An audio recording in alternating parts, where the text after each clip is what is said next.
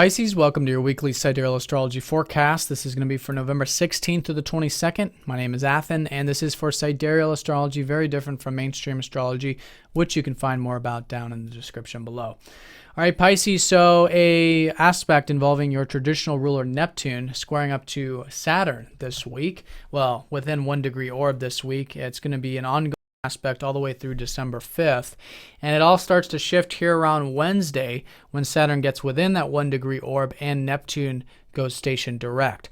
So if this is again your traditional ruler, so if over the past 6 months you've been feeling like more of the introverted sort of energies, maybe even confusing, energies of like there's been this veil, this disillusionment in some regards, and it's very loosely said, but involving, this happens once every year, so it's involving more of the introverted energies, more of the intuitive energies. Now all that starts to shift and things become a little bit more unveiled, and we can see reality in a little bit clearer. Now with that, Saturn is the planet of reality, so this is where the reality meets the intuition, meets the dreams, the visions, the ideals, anything that we've had involving that Neptune. So this is a very important transit because it's involving two very slow-moving planets. This only happens, once every 14 years, give or take. And so in these general readings, very important. And for you, it's been, all this energy helping you connect to the deeper aspects of life, about spirituality, connect to the now moment, to go with the flow, to connect to God, to have that alone time, which has been so important for you to have that connection.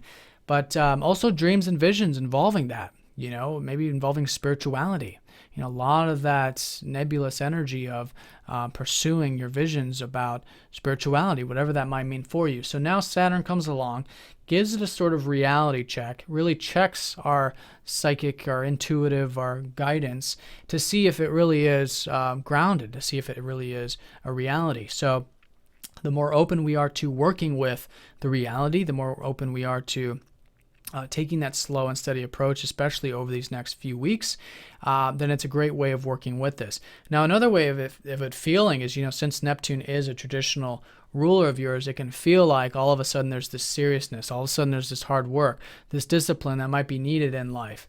And that's the balance. It's having the balance of both, spiritual and the physical here with this kind of integrating energy. So grounded, growth, building, going with the flow, very important. I think it's something we've already been feeling because Saturn's a very slow-moving planet, has already been very close to Neptune. So if you've been feeling a sort of confusion or doubt about the future, things like that, that's this to give you a little bit more of an indication, that's this kind of energy. And so the key with that is to have the faith and trust in the process, as well as be willing to actualize and make real whatever visions you might have.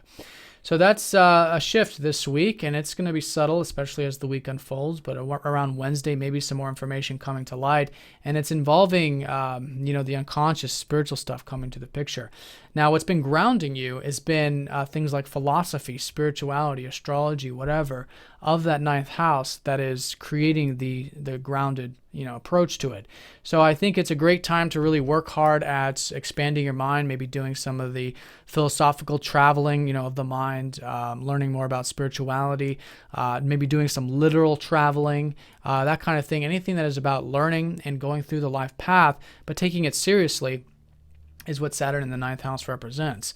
And through that, then it does ground that spiritual energy quite a bit. And that's really what we want to be doing with Saturn in that ninth house anyways.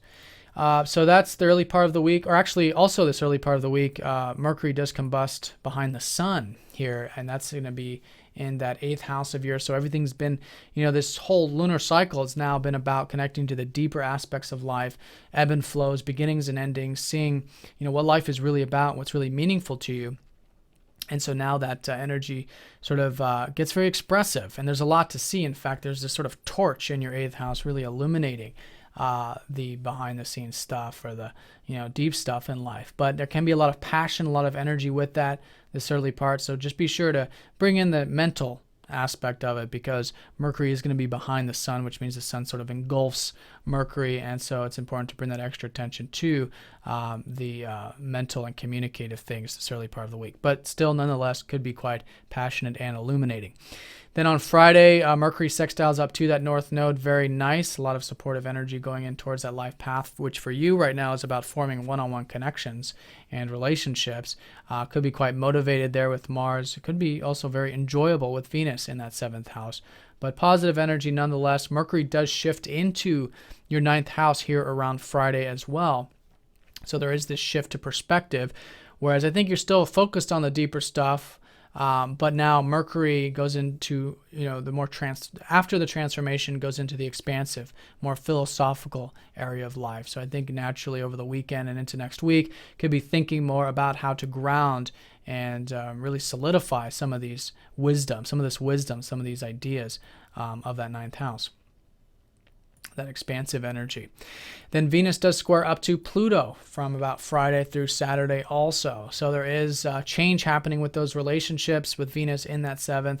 And so be open to that. Have that non-attachment really come from that compassion. And it's all coming from this change to your public image, or whatever you consider your outward sort of image in the societal eye, so to speak, which has been Pluto changing you there in that 10th house. So it's very constructive when we're open to change. So I think being open to change with relationships, being open to change with the way you communicate, and also those deeper aspects of life in terms of non-attachment there. Having non-attachment in relationships, having non-attachment in what we say, what we communicate is a great way of working with this. And then it works in tandem, and then it's very deep and very meaningful, very powerful in a positive way involving those relationships. And it's all about this T-square. Pluto's been squaring up to Uranus, and it's joining that T-square there. So having the balance between relationships and others, which has been, for you, it's there's a lot of this true self coming through, as there has been over about the past 5 years with Uranus and Pisces. So true self, expressing yourself, but at the same time, bringing that attention to the depth and meaning in those one-on-one connections. So that's around Friday, Saturday. Then, into the rest of the weekend, the sun does sextile up to the north node. So there is more positive support, more positive focus towards those one-on-one connections.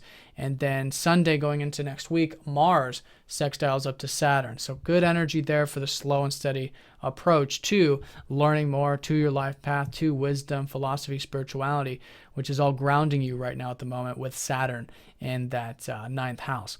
But as a general energy of the week, a lot of things shifting with the intuitive, subconscious, behind the scenes stuff, connecting to God, having that alone time, and all of that is unfolding very organically, very naturally, especially when you're staying nice and rooted, nice and grounded into principles, into philosophy or spirituality and things like that, which will continue to grow and expand for you with Saturn in that 9th. All right, Pisces, so have a great week. Thanks for watching, and I'll see you all next time. Take care.